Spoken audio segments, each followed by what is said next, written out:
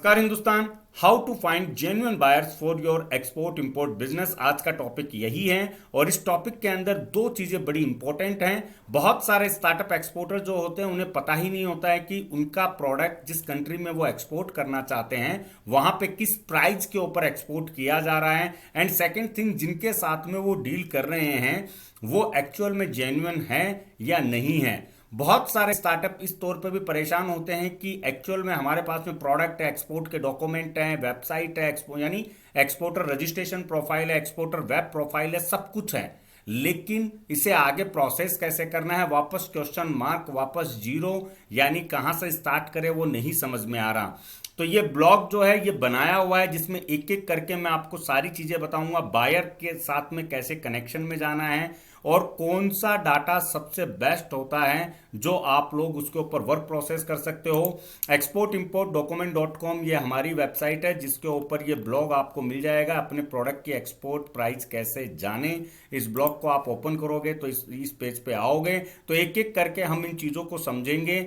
अगर आप बायर के लिए परेशान हो, अगर आपको नहीं समझ में आ रहा कि बायर जेन्युइन है या नहीं है, और अगर आपको अपनी एफओबी या फिर आपको अपनी जो प्राइस है, प्रोडक्ट की प्राइस है, वो आपको डिसाइड करनी है, वो आपको समझनी है, तो इस वीडियो के अंत तक बने रहिए।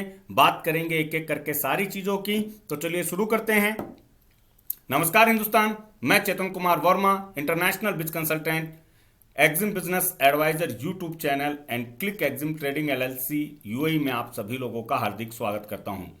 दोस्तों, इंटरनेशनल बिजनेस जो होता है वो एक्यूरेट इंफॉर्मेशन पे चलता है। अगर कोई भी बंदा अपना बिजनेस शुरू करना चाहता है तो उसको एक एक्यूरेट इंफॉर्मेशन चाहिए जो उसे अश्योरेंस देती है आगे बढ़ने के लिए, बायर के लिए।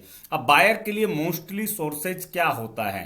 मोस्टली सोर्स होता है कि हम एम्बेसी से डाटा लेते हैं, जो सभी को पता है कि एम्बेसी को मेल करो, एम्बेसी आपको एक डाटा प्रोवाइड करती है और उस डाटा के ऊपर कांटेक्ट किया जाता है। लेकिन इंडियन एम्बेसी वो डाटा हर एक स्टार्टअप एक्सपोर्टर को, हर एक स्टार्टअप को मिलता है और वो लोग उसके ऊपर अनगिनत अनलिमिटेड मेल्स जो है वो शूट करते हैं, यानी भेजते हैं, जिनमें से सबकी एक ही बात रहती है कि सर मेल तो हमने बहुत किए हैं, 1 लाख तक मेल किए हैं, लेकिन रिप्लाई नहीं आता है।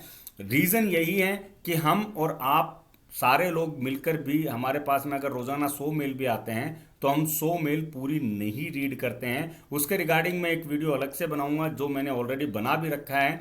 आप यूट्यूब के ऊपर हमारे एग्जिस्टिंग प्लेलिस्ट में अगर देखते हो how to write a first email, तो उसमें आपको उसका सॉल्यूशन मिलेगा कि मेल भी कैसे लिखनी चाहिए। अब यहाँ पे सबसे पहले कि डाटा क्या है, तो 2 टाइप के डाटा होते हैं। एक होता है real port data, chapter wise, H पर कस्टम एचएस कोड। अब रियल पोर्ट डाटा क्या होता है कि पोर्ट डाटा का मतलब होता है कि कस्टम पोर्ट से जितने भी शिपमेंट जाते हैं उस एचएस कोड से, वो एचएस कोड के अकॉर्डिंग जितने शिपमेंट गए हैं वो पूरी डिटेलिंग वहां पे अवेलेबल होती है। अब उसमें क्या क्या रहता है, उसमें जो एक्सपोर्टर होता है उसकी पूरी इंफॉर्मेशन आती है और जो इंपोर्टर होता है उसका कॉन्टैक्ट डिटेल नहीं आता है, यानी उसकी ईमेल आईडी और मोबाइल नंबर आपको नहीं मिलेगा।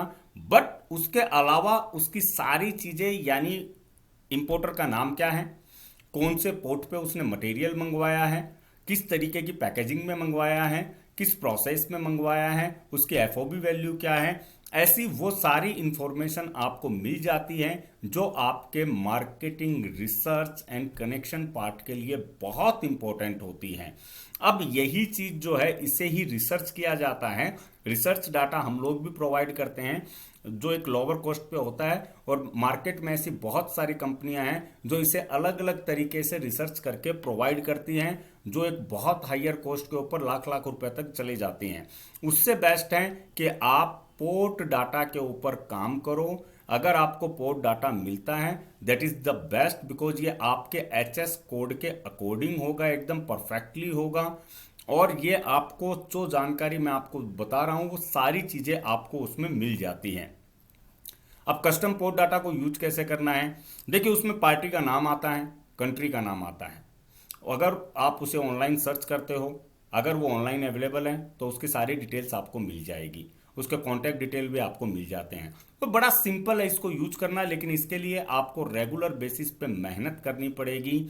आपको रेगुलर बेसिस पे एक अपना कंसिस्टेंट बेसिस के ऊपर आपको इसको यूज करना पड़ता है कि रोजाना आपने जैसे 20 नंबर्स या 20 लोगों को आपने सेलेक्ट किया, उनकी आपने डिटेलिंग बनाई, डिटेलिंग बना के उनको मैसेज किया, उनको कॉल किया एक्चुअली, क्योंकि मेल करने वाला प्रोसेस बहुत पुराना हो चुका है। मेल मोस्टली इंस्टेंट रिप्लाई बहुत कम होता है, बहुत कम लोग हैं आज जो मेल के ऊपर इंस्टेंट रिप्लाई देते हैं। मोस्टली लोग आजकल मैसेंजर और कॉल्स को ही ज़्यादा प्रिफेर करते हैं। सो कस्टम पोर्ट डाटा जो होता है वो बड़ा इंपॉर्टेंट होता है। अगर आप कस्टम पोर्ट डाटा को बारे में और जानना चाहते हो तो ऑन स्क्रीन आपको नंबर दिख रहे हैं, यहाँ पे राइट साइड में भी आपको नंबर दिख रहे हैं, उसके ऊपर आप कॉल करके पूछ सकते हो कस्टम पोर्ट डाटा कैसा क्या रहेगा। आप सैंपल्स मांग सकते हो कस्टम अपने मार्केट रिसर्च डाटा के, क्योंकि ये बड़ा इंपॉर्टेंट पार्ट है दोस्तों। अगर ये पार्ट आपको मिलता है तो आप यकीन मानिए आपके पास में एक जेन्युइन डाटा मिलता है। और ये जेन्युइन क्यों होता है? क्योंकि ये वो लोग होते हैं, इनका जो डाटा होता है मतलब जिन्होंने लास्ट मंथ में शिपमेंट मंगवाया है। तो जाहिर सी बात है जिसने लास्ट मंथ में शिपमेंट मंगवाया है उसमें से अगर आपको 3-4, क्योंकि इसमें एंट्रीज आती है, इसमें मान लीजिए एचएस कोड के हिसाब से होता है, मिनिमम टू मिनिमम में एंट्रीज भी होती है, बट कई बार हमने देखा है कि 5-5 हज़ार 25-25 हज़ार एंट्रीज भी होती है, 50-50 100 एंट्रीज भी होती है अगर स्पेसिफिक एचएस कोड हो तो। लेकिन अगर आपको 2 से 3 लोग भी उसमें लीड से कन्वर्जन लेवल पे मिल जाते हैं तो आप मानिए कि आपके लिए एक बूस्ट स्टार्ट आपको मिल जाता है। तो इसलिए कस्टम पोर्ट डाटा जो है वो बेस्ट थिंग होती है आप एक मार्केट रिसर्च पार्ट के लिए, एफओबी वैल्यू को समझने के लिए, किस कंट्री में कितने शिपमेंट हो रहे हैं उसे समझने के लिए, और उस कंट्री में किस तरीके से अप्रोच किया जा सकता है उसे समझने के लिए। और उसके साथ में अगर आपको डाटा कैसा होता है क्या है उसको अगर आपको समझना है तो इस वीडियो को आप इसी ब्लॉग के अंदर आप कर सकते हो, जिसके अंदर आपको सारी चीज़ें बताई गई है कि कस्टम पोर्ट डाटा के ऊपर किस तरीके की चीज़ें रहती हैं, किस तरीके से प्रोसेस किया जाता है, किस तरीके से सारी चीज़ें। इसके अलावा एक वीडियो और हमारा है जिसके अंदर बताया गया है, डायरेक्टली आपको डेमो दिखाया गया है कस्टम पोर्ट डाटा का।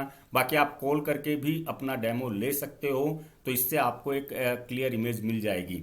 तो मैं आज बस यही कहना चाहूँगा कि सेफली एक्सपोर्ट करने के लिए ज़्यादा प्रयास कीजिए, एक्साइटमेंट में मत आइए। ज़्यादा एक्साइटमेंट कभी भी बिजनेस में नुकसान का सबब होता है, इसलिए ज़्यादा से ज़्यादा प्रयास कीजिए चीज़ों को समझने का, ज़्यादा से ज़्यादा मार्केट एनालिसिस का प्रयास कीजिए और उसके बाद में फिर अपने प्रोसेस सिस्टम को आगे बढ़ाइए। क्योंकि आपका नॉलेज, आपकी रिसर्च, आपकी वर्किंग ही आपके बिजनेस को आगे बढ़ाएगी, और जब आप आगे बढ़ोगे तभी देश आगे बढ़ेगा और तभी हम सब मिलकर भारत को फिर से भाग्य विधाता बना पाएंगे। तो मिलते हैं नेक्स्ट वीडियो में एक नए टॉपिक के साथ में। जय हिंद, जय भारत।